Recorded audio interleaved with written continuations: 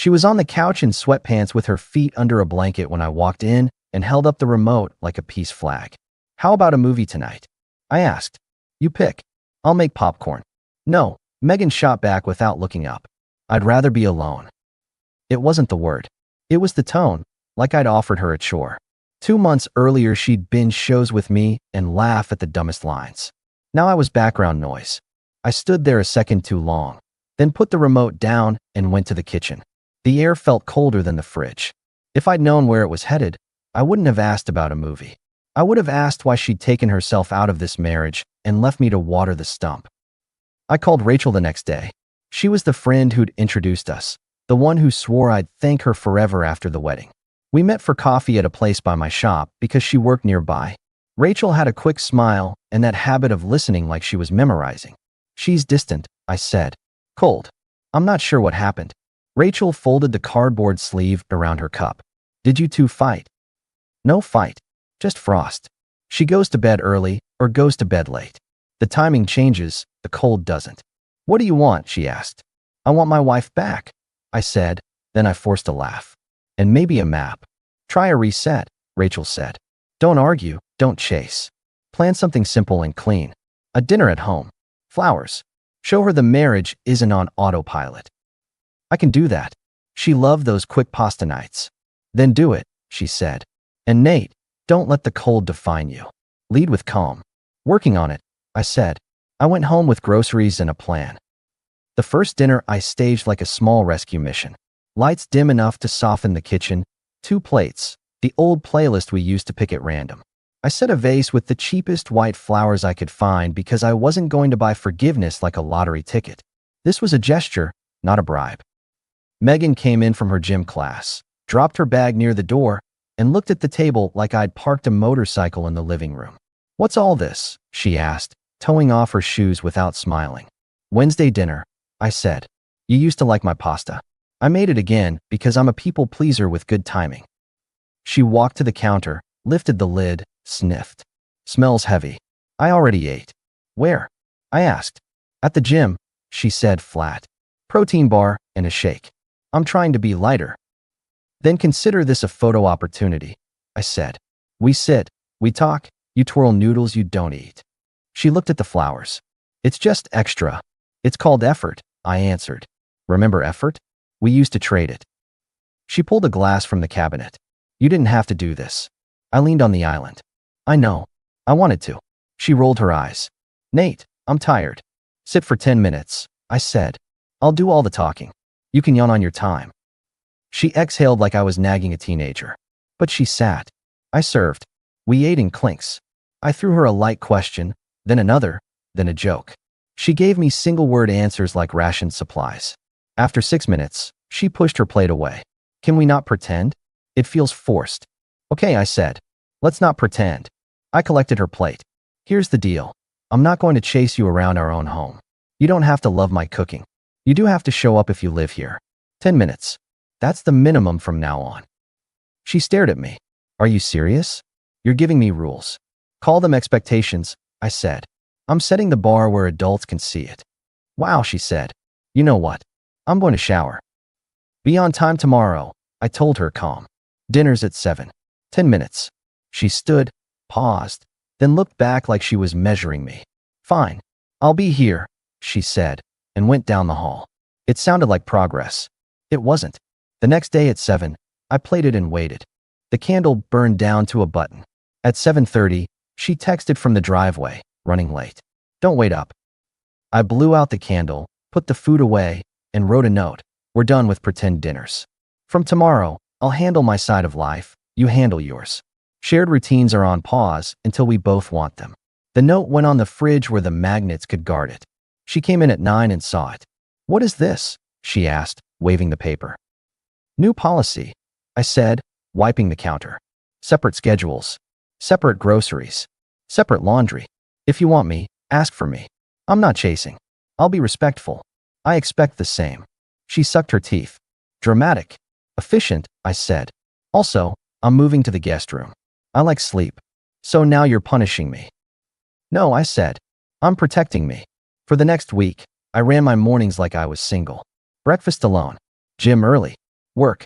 I kept my tone steady and short when we crossed paths. She tried a new angle, small jabs. Going to the shop so early? Guess paperwork is your new love language. Someone has to keep the lights on. You always did the most, she said. Doing what's required is not the most, I answered. It's the minimum. After 3 days of that, she flicked a switch and did a soft landing one night. She came to the doorway of the guest room, leaned on the frame. I've been snappy, she said. Work has been rough. I don't like how we're acting. Can we reset? She put a hand on my shoulder like a light tap. I nodded once. We can test good behavior. I'm not going back to guessing. I'll be better, she said. Promise. Good, I said. Then start by showing up Saturday. No gym, no errands, no drifting. Breakfast at 8. 30 minutes. Okay, she said quickly. 30 minutes. Saturday came. 8 came. She didn't. At 8:20 she wandered in, hair up, bag over her shoulder. Sorry, she said. I lost track. You make time for what matters, I said, pulling the plate away. I'll be at the shop. You're leaving because of breakfast? I'm leaving because of math, I said. Your minutes keep going somewhere else. I texted Rachel later from the office. The soft tone lasted 2 days. Then back to cold. She suggested the obvious. One last big push, something that wasn't flowers and noodles. Change the scenery, she wrote. Travel.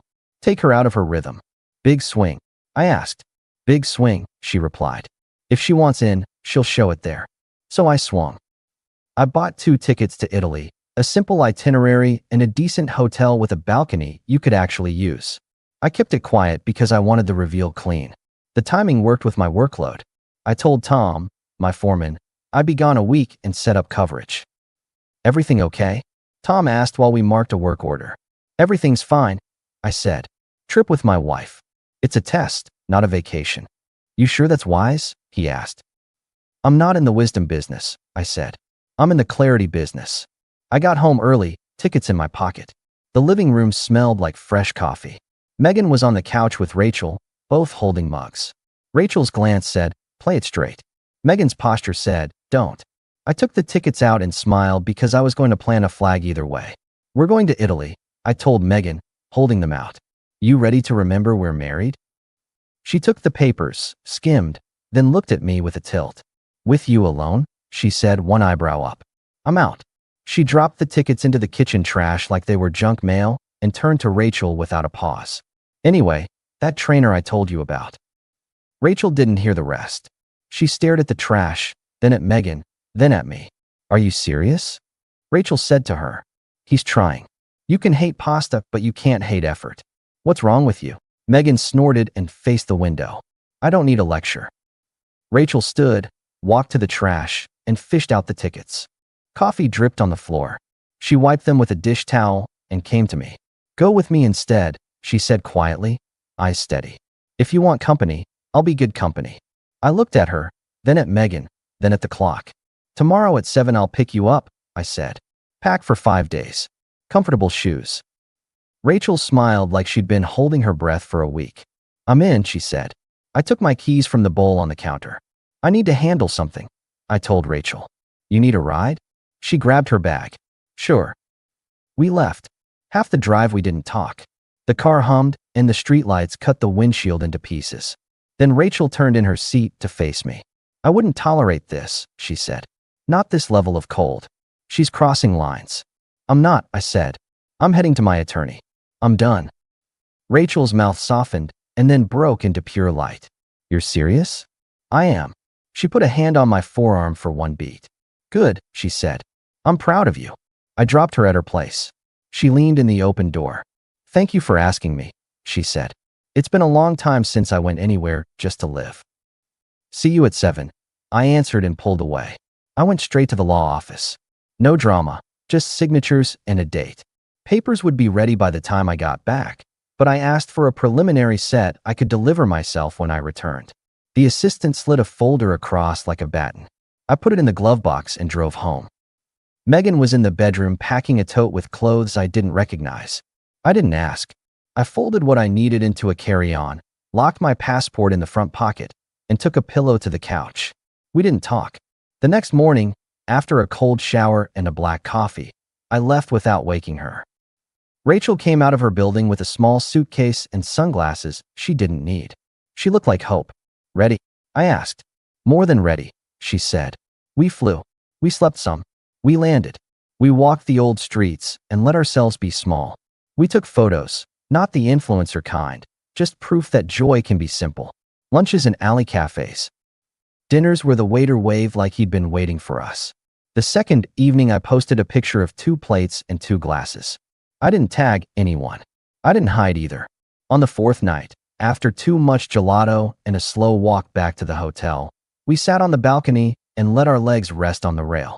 The city below was a soft scrape of voices. Rachel watched the traffic like she was watching a slow river.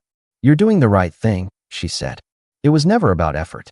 You put more in than anyone I know. You can leave with your head high. She paused. If I had a man like you, I wouldn't let him go. She blinked after she said it like the sentence had jumped ahead of her permission. She turned away. I heard it, I said. And you're not wrong about me or about her. For what it's worth, you're the kind of woman who could make any home warmer. You're fun. You see people. I'd be lucky to have a partner like you. She stared at her hands and gave a tiny, crooked smile. What's stopping you? Upbringing, I said. And the fact that I wrap one season before I start another. When the divorce is done, I'm asking you to dinner. A real one. No tests. Rachel laughed, small and relieved. Deal. From that night, we held hands when we walked. We shared the good chairs at breakfast. We didn't cross any lines. I wasn't going to trade cold for reckless. I was choosing something clean. On day 5, 2 texts came from Megan. The first, hope you're safe. The second, an hour later, when you get back, let's talk. I miss how we used to be. Rachel saw me glance down. She reached out. She did, I said. What do you want me to say? She asked. Nothing, I said. I heard her. I remember last Saturday too. Rachel nodded. That's the problem with words. They're cheaper than minutes. We flew back quiet and content. On the drive from the airport, I stopped by the office and picked up the finalized packet. I wanted to hand it to Megan myself. Not to hurt her. To make the end clear. Rachel squeezed my hand before I dropped her off. Text me when you've done it, she said. I will. Whatever happens next, she added. I'm on your side. I know. I went home. I barely set my keys down before the storm hit. Megan charged from the hallway like she'd been practicing her lines all week. You actually went, she said. With her. You said no. I said. You threw the tickets away. You didn't even try to convince me, she snapped. I'm not a street vendor, I said. If you wanted in, you'd have walked in. You embarrassed me, she said, voice rising. Do you know what people are saying? I know what they saw, I said. A husband offering his wife a trip and a wife throwing the offer in the trash. You think you get to punish me for not catering to your timeline? She asked. I think I get to end a marriage that no longer looks like a marriage, I said, and set the folder on the table. She stopped mid-tirade. What is that? Papers, I said. Her eyes widened like she'd been slapped by math. Over a trip? You're leaving me over a trip? I laughed once short. No, I'm leaving because of the person you've chosen to be. I didn't marry this version of you. I don't know her. She can find another house to be cold in. I nudged the folder with 2 fingers. You need to be out by tonight. I'll send a few boxes to make it easier. You can't be serious, she said. You think you can just. I can't, I cut in. And I am. People will know what you did, she said. They'll know you ran off and they'll know I gave you every chance, I said. And that I don't play fetch. She grabbed the folder, flipped through, tossed it on the table, and pointed at the door. You'll regret this. I regret wasting months on a stranger, I said. I don't regret waking up. I picked up my keys. I'm not staying for round 2, I added. Text me when you're out. She started again, a new set of charges, but I was already at the door. I called Rachel from the driveway. She answered on the first ring. Well, she asked. It's done, I said. She exhaled. Then the sound jumped into a bright laugh. Good, good. That's the best news I've heard in a year. Her tone went wet at the edges. I'm really, really happy for you. I'm coming by with cake, I said. Of course you are, she said. I'll make coffee. At Rachel's place, I set the cake on the counter and told her the edited version. She listened, eyes on me, not the cake. She's already texting me, Rachel said, lifting her phone. He left me because of you, she read. then put the phone down like it was hot. I told her the truth. You did this. Then I blocked her. Clean, I said. We ate our slices at the island like kids stealing dessert before dinner. When I left, she hugged me, then kissed my cheek. I kissed hers. Neither of us apologized for it. At home, the place was loud with absence. Megan had packed fast. A couple of plates were cracked in the sink. The back door was open. I shut it. I changed the lock. I took out the trash, and there, on top of the bag, were the wrinkled Italy stubs. I almost laughed. I texted Rachel. She's gone. Lock changed. I'll sleep for the first time in months. Rachel, good. Proud of you. Call me tomorrow. I did sleep. Hard. No guest room. My bed, in my house, without the weather system. The first week after the papers, silence held. Then Megan started testing new channels. First came the long messages. I've been thinking. I'm sorry. I was stressed. I want to fix this. Can we meet? I didn't respond. We were past the meeting stage. Respect doesn't need a conference table. Then came the shorter ones. Please talk to me. Please. I muted the thread. I wasn't cruel. I was finished. On Saturday, Tom invited me to a cookout at his place. I showed up with a tray from the deli in my best mood. A few neighbors and coworkers were there. Plus his sister, Dana, who asked questions like she meant them. How's married life? She asked, then winced. Sorry. I heard something. It's over, I said calm. I'm good. You sure? She asked. Very, I said. I stopped negotiating with weather. Tom clapped my shoulder. Man's got lines now, he said to the group. We could all learn something.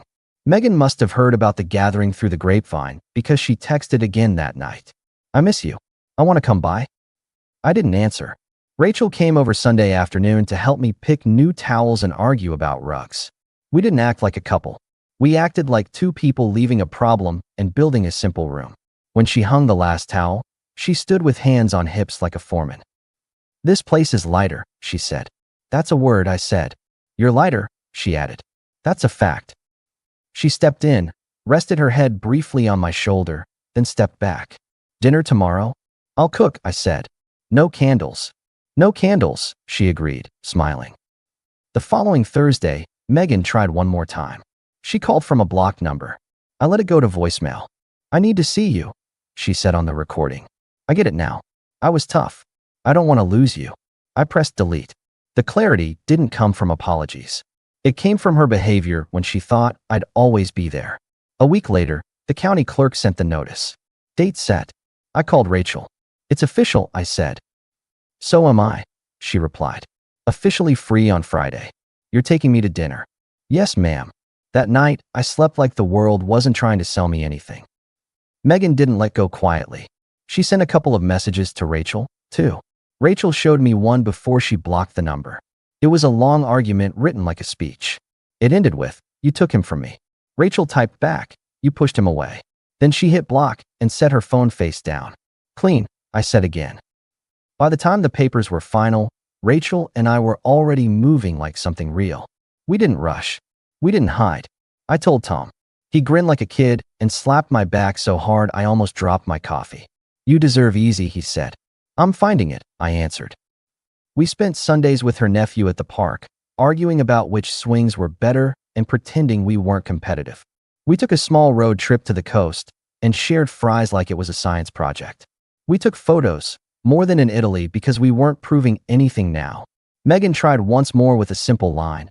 I made a mistake. Please talk to me. I didn't. I'd already talked more than enough. The night before I handed Megan the final stack of documents confirming the last administrative step, I sat at the kitchen table and wrote her a note. Not a speech, not an essay, just the last thing I owed a story that had ended, respect for the time that was good. I left it by the door and walked out to my truck. Rachel was waiting on the porch across the street, hair pulled back, jacket zipped like she was ready for weather that wasn't going to show up. She came down, and we met on the sidewalk. How are you? She asked. Solid, I said. No doubts. No second thoughts. Good, she said. Because I bought steaks for tomorrow. You're a planner, I said. I'm a woman who likes simple, she said. We went for a walk around the block, just to move. We passed Mrs. Glenn, the neighbor who knows everyone's story before they do. She waved and called out, You two look right. Then she kept watering her flowers. Rachel looked at me, surprised, then laughed. That woman sees everything. She's not wrong, I said. Back home, I pulled a little box from the drawer under the coffee filters. Not a ring yet, just the box it would one day hold. I closed it and put it back. Timing. Clean lines. No rush. That night, I slept in my bed, in my house, with the windows open to ordinary sounds. No speeches. No cold. Just a grown man ready to build something without conditions. A week later, the final envelope came. I signed where I needed to, kept copies where I should, and moved on like the adult I claimed to be. I didn't tell Megan. She no longer controlled my calendar. I took Rachel to a diner with plastic menus and a waitress who called everyone Han. Rachel wore a simple dress and no agenda. Official enough for you? I asked, holding up a folded letter like a magic trick. Official, she said and poked it. Now we start. We already started, I said. Now we just stop pretending we didn't. We ate. We laughed. We kept it quiet, not secret. On the way out, Tom called. You free next weekend? He asked. We're doing a small thing at the lake. Yeah, I said. Rachel's coming. Good, he said.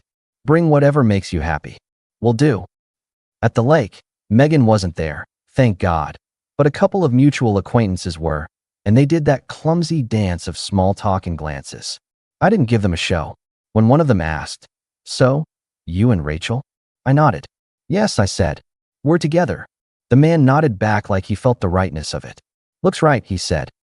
The next day, Megan sent a final burst. She wanted to meet.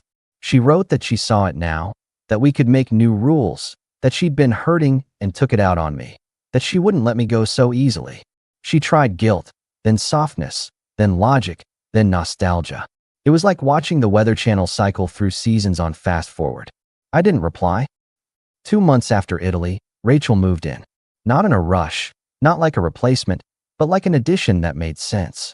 The house looked like we actually chose our things. The guest room became her office. The kitchen started seeing actual breakfasts. The living room saw card games and the kind of quiet where you don't wonder if the other person is tolerating you. My business did well because my head was no longer trying to solve a cold case. I bought a used SUV with room for weekends and kept my old truck because it carried history the right way. We went out to dinner with Tom and Dana and didn't make a scene. We didn't need to. Once in a while I'd hear about Megan through someone's cousin who saw her at a bar or a yoga class or a grocery line. The story was always the same in different words. She didn't see this coming. She thought I'd keep orbiting. She thought the frost would work forever. People misjudge men like me. We don't shout. We just get very quiet and then we leave. And when we leave, we don't circle back for a post-game show. Last week, in the aisle with the batteries and extension cords, I ran into Mrs. Glenn again. She looked at the list in my hand and at the cart with 2 sets of everything. You done right, she said, because she doesn't waste phrases. I did what I had to, I said. Same thing, she replied. Different words. That night at home, Rachel set 2 plates on the table and shook her head at me. What? I asked. You always put the forks on the wrong side, she said. There's a wrong side? I asked. They're as if we're trying to look civilized. I'm not. I'm trying to look happy. You do, she said. We ate. We cleaned up together without a debate. We watched a movie. Her choice, my popcorn. When the credits rolled, she curled into my side and tapped my chest with one finger. You going to ask me that question already? She teased. Soon, I said. Not because I'm scared. Because I want the timing to feel like we chose it, not like we reacted to anything. Just don't wait until after the sequel, she said. Deal, I said. Before bed, I stood in the doorway of the old guest room, now a space with plants and a desk. I remembered the first night I moved in there, the way silence felt like a cell. Now the same silence felt like a door I'd opened with one simple rule. You don't stay where you're not respected. If Megan ever figures that out, it'll be after I stop paying attention. That's fine. I don't need her to learn the lesson for it to count. I just needed to live it. When people ask what happened, I don't give them paragraphs. I tell them a man offered to watch a movie with his wife, and she said she'd rather be alone. And then, week by week, she meant it. So I let her be alone, and I took my life back. The last message she sent is still sitting unread somewhere behind a mute icon. Maybe she's doing better. Maybe she's repeating the same pattern with a new audience. It's not my business anymore. What is my business? The ring in my top drawer. The reservation at the small place by the river I made for next month. The long weekend I'm planning at the coast because Rachel says she sleeps best near water. The guys at the shop who know I'll actually show up to the fishing trip this year. The grill in the backyard that finally sees food and friends instead of long silences and phones face down. My final line to Megan was the last true thing I needed to say. I'm not leaving because of a trip. I'm leaving because I don't recognize you. You have until tonight. I didn't watch the door when she walked out. I didn't need to. I had Italy in my rear view, a woman who looked at me and saw me, and a house that no longer kept secrets. I don't chase. I lead. I don't yell.